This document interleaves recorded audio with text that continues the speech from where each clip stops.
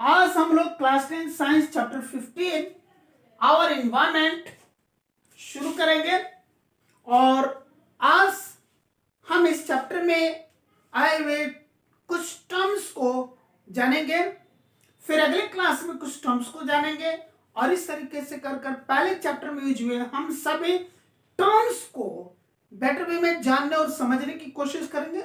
उसके बाद चैप्टर क्या कहना चाहता है हम लोग पढ़ेंगे। तो आइए शुरू करते हैं टर्मिनोलॉजी से। पहला जो टर्म इस चैप्टर में यूज हुआ है वो है biodegradable substances. What are biodegradable substances? Biodegradable substances are substances that can be broken down by biological processes.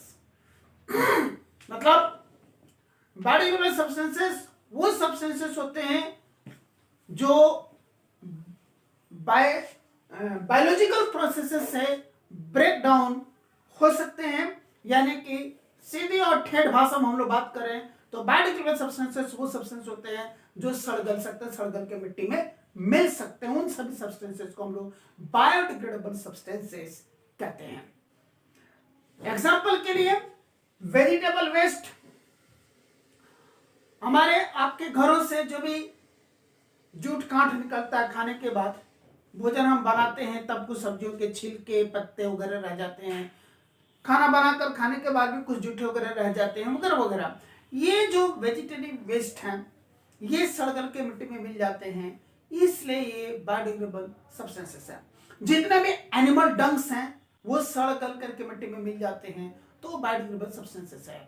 Farm waste जो होते हैं हमारे और आपके खेतों से खलिहानों से जो वेस्ट निकलते हैं, भूसा पुआल पत्ते वगैरह वगैरह, प्लांट के रूट्स, उनके प्लांट के जो भी पार्ट्स, रूट्स है, स्टेम्स हैं या लीव्स वगैरह हैं, वो सभी हैं बायोडिग्रेडेबल सब्सटेंसेस क्योंकि वो सड़गल के मिट्टी में मिल जाते हैं। मेरे ख्याल से इतने एग्जांपल्स काफी है। अब अगला टर्म हम देखते हैं, वो अगला टर्म है non biodegradable substances. What are non-biodegradable substances? Non-biodegradable substances are substances that cannot be broken by biological processes. यानी कि non-biodegradable substances वो substances होते हैं जो बायोलॉजिकल प्रोसेसेस से ब्रेक डाउन नहीं हो सकते, यानी कि जो सब्सटेंसेस सड़ गल करके मिट्टी में नहीं मिल सकते या फिर वो इसके लिए डिकम्पोज होने के लिए बहुत बहुत लॉन्ग ड्यूरेशन लेते हैं, लंबा समय लेते हैं, सम हंड्रेड्स ऑफ ईयर्स और थाउजेंड्स ऑफ ईयर्स, ऐसे सारे के सारे सब्सटेंसेस आ जाते हैं नॉन बायोडिग्रेडेबल कैटेगरी में। एक बार फिर से नॉन बायोडिग्रेडेबल सब्सटेंसेस वो सब्सटेंसेस हैं जो इजीली आसानी से सड़गल करके मिट्टी में नहीं मिल सकते, या यूं कहें non biodegradable substances are substances that can not be broken down by biological processes. For example plastics, metals, इस तरह के जितने सब्सटेंसेस है, कुछ केमिकल्स हैं जो नॉन बायोडिग्रेडेबल सब्सटेंसेस होते हैं। नेक्स्ट है ecosystem. What is ecosystem? Ecosystem क्या होता है? ये geographic area where biotic and abiotic components work together to form a bubble of life. Please listen me once again. A geographic area where biotic and abiotic components work together to form a bubble of life, वो होते हैं ecosystem. मतलब ecosystem एक ऐसा geographic area होता है, एक geographical area होता है जिस एरिया में जो भी बायोटिक कंपोनेंट्स होते हैं और एबायोटिक कंपोनेंट्स होते हैं वो सभी के सभी आपस में मिल करके वहां पर लाइफ फॉर्म्स को डेवलप करते हैं, वहां पर लाइफ को एग्जिस्ट करने में सपोर्ट करते हैं। उस ज्योग्राफिकल एरिया को हम एक इकोसिस्टम बोलते हैं। एक बार फिर से मेरी बात आप ध्यान से सुने, हम एक इकोसिस्टम उस ज्योग्राफिकल एरिया को बोलते हैं, उस भौगोलिक क्षेत्र को बोलते हैं जिस क्षेत्र में पाए जाने वाले, जिस ज्योग्राफिकल एरिया में पाए जाने वाले सभी के सभी बायोटिक एंड एबायोटिक जो कंपोनेंट्स हैं वो मिल करके वहां पर लाइफ को एग्जिस्ट करवाते हैं, लाइफ को सपोर्ट करते हैं। फॉर एग्जांपल गार्डन एक इकोसिस्टम है, फॉरेस्ट एक इकोसिस्टम है, लेक एक इकोसिस्टम है, पॉन्ड एक इकोसिस्टम है, वगैरह वगैरह। देन है कंपोनेंट्स ऑफ इकोसिस्टम। इकोसिस्टम के कौन कौन से कंपोनेंट्स होते हैं, तो अभी इसके डेफिनेशन में ये दोनों कंपोनेंट्स के नाम आ गए थे। वो क्या थे, biotic components and abiotic components. अब आपके जहन में सवाल आ रहा होगा कि what are biotic components. Biotic components are living organisms and abiotic components are non living things.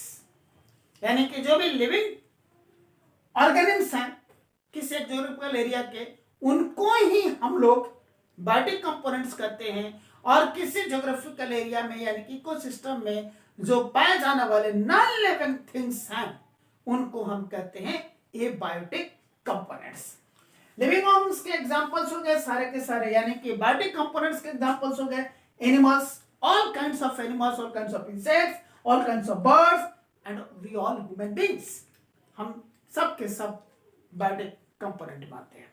Then abiotic components के एग्जांपल हो गए ऑल फिजिकल फैक्टर्स, जितने भी फिजिकल फैक्टर्स हैं, for example like temperature, rainfall, wind, soil, minerals etcetera, ये सब के सब एबायोटिक कंपोनेंट्स हैं।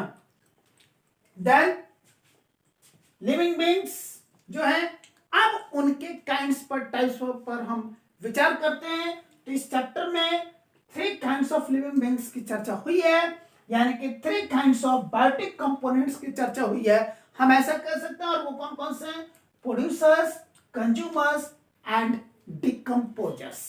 एक बार फिर से आपके जहन में सवाल आ रहा होगा कि what are producers, what are consumers and what are decomposers. What are producers? Producers are that which make their food on their own।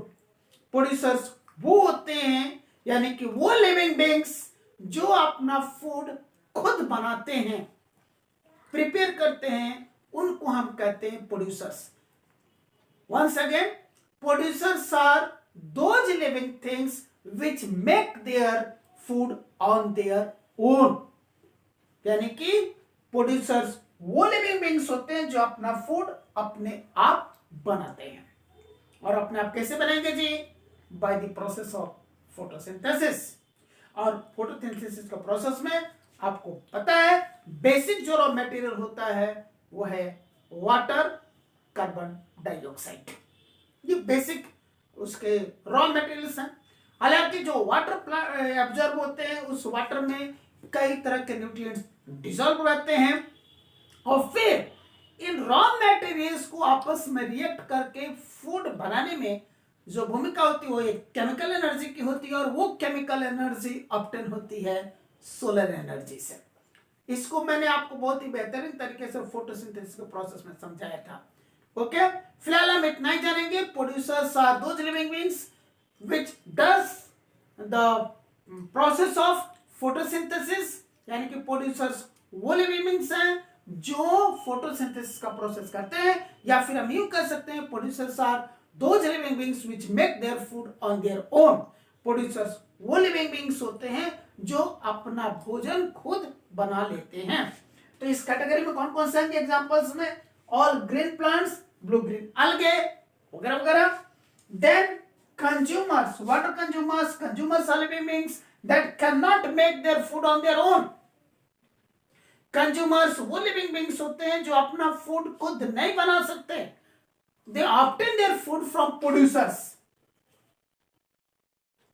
Directly और इनडायरेक्टली। कंज्यूमर्स वो लिविंग बीइंग्स होते हैं जो अपना भोजन डायरेक्टली और इनडायरेक्टली, प्रत्यक्ष और अप्रत्यक्ष रूप से प्रोड्यूसर से लेते हैं।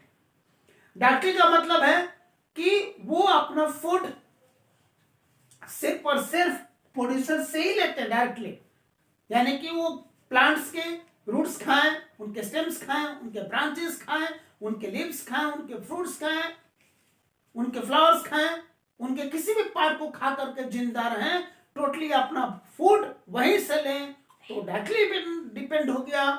और अगर वो अपना फूड डायरेक्टली प्लांट से नहीं ले करके, यानी कि एक एनिमल उन एनिमल से अपना फूड लेता है जो एनिमल्स प्रोड्यूसर से अपना फूड लेते हैं, है ना। यानी कि वो एनिमल्स जो उन एनिमल्स से अपना फूड लें, उन लिविंग बींग्स से अपना फूड लें जो प्लांट्स अपना फूड लेते हैं। तो ये इनडायरेक्ट हो गया। तो इसीलिए मैंने कहा कि consumers are living beings which consumers are living beings that do not make their food on their own and which are directly or indirectly dependent on producers for their food। यानी कि consumers वो living beings होते हैं जो अपना फूड खुद नहीं बना सकते और अपने फूड के लिए डायरेक्टली और इनडायरेक्टली वो प्रोड्यूसर्स पर डिपेंड करते हैं। फॉर एग्जांपल काऊ, गाय, हेन, टाइगर, लॉयन, गोट एटसेट्रा, ये सब के सब कंज्यूमर्स हैं। इवन हम ह्यूमन बींग्स भी कंज्यूमर्स हैं।